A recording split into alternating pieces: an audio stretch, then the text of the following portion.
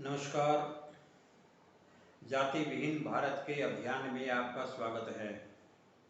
9 अगस्त का दिन भारत व विश्व के लिए विशेष महत्व रखता है।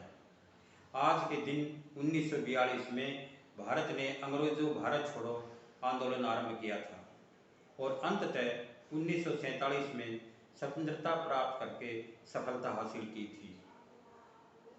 दूसरा, पूरा विश्व आज के दिन को मूल निवासियों के सम्मान में अंतर्राष्ट्रीय आदिवासी दिवस के रूप में मनाता है। दोनों ही पटलों पर भारत पूर्ण रूप से आज अपनी प्रासंगिकता सिद्ध करता है। पहला यह कि आज एक उसी समाज की महिला श्रीमती द्रौपदी मुर्मू भारत के महामहिम राष्ट्रपति के सर्वोच्च पद को सुशोभित कर रही हैं, जिनके सम्मान में यह दिवस मनाया जा रहा है। और दूसरे, भारत आज से अंग्रेजों भारत छोड़ो आंदोलन की तर्ज पर जाति भारत छोड़ो का जाति विहीन भारत का अभियान शुरू किया जा रहा है। आज की परिस्थितियों में इस अभियान की शुरुआत सोशल मीडिया से की जा रही है।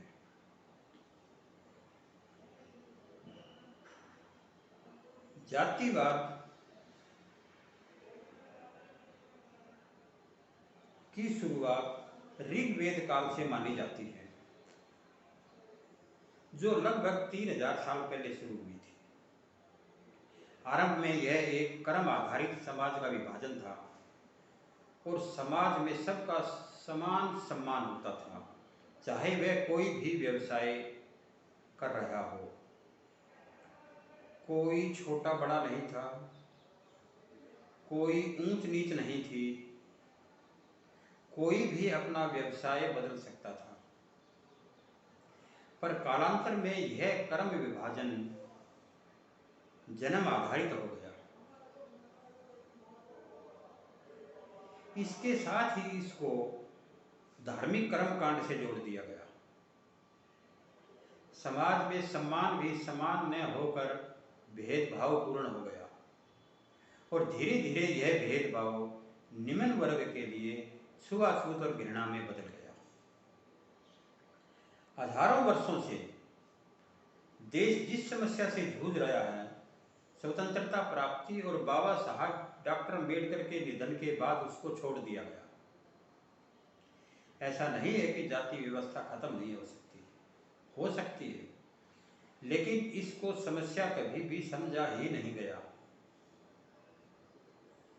और इसीलिए यह राक्षसी समस्या हर बीते दिन के साथ विकराल रूप धारण कर रही है और समाज में हर रोज हर पल जहर घोल रही है। राजनीतिक तौर पर भी एक पक्ष दूसरे पक्ष पर जातिवाद की राजनीति करने का आरोप लगाते रहते हैं, लेकिन किसी भी पक्ष ने यह नहीं कहा है कि हम जातिवाद को खत्म करेंगे, जबकि हमारे स्वतंत्रता सेनानियों और संविधान निर्माताओं का यह एक सपना था।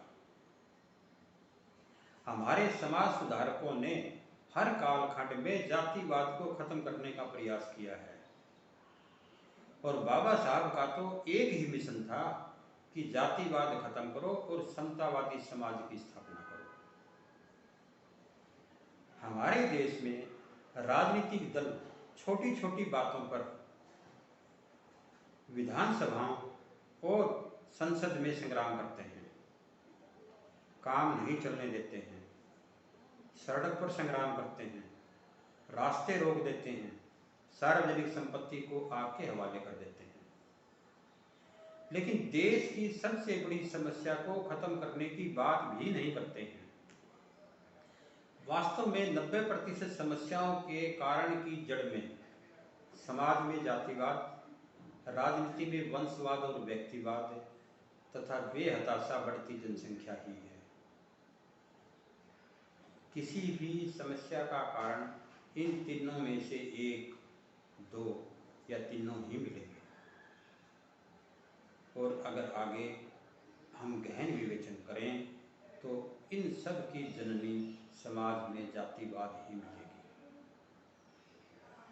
फिर भी देश की सबसे बड़ी समस्या होते हुए भी इस पर कोई विचार विमर्श भी नहीं किया जा रहा है, बल्कि इसको समस्या ही नहीं मानते, और जब तक समस्या मानी नहीं जाएगी उसका समाधान होगा ही नहीं।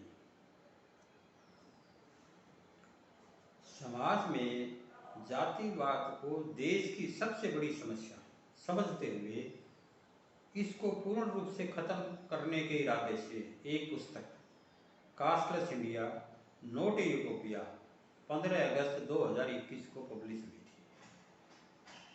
और अब इस पुस्तक का हिंदी संस्करण जाति विहीन भारत एक वास्तविकता प्रकाशित किया गया है। इन पुस्तकों में जाति व्यवस्था को कैसे खत्म किया जा सकता है इसका संभावित समाधान दिया गया है। अगर हम इन पुस्तकों के अनुरूप समाधान करते हैं तो समाज से जातिवाद खत्म हो जाएगा, राजनीति से वंशवाद और व्यक्तिवाद खत्म हो जाएगा, धर्मांतरण, धार्मिक उन्माद और धार्मिक कट्टरता खत्म हो जाएगी, देश से नक्सलवाद खत्म हो जाएगा,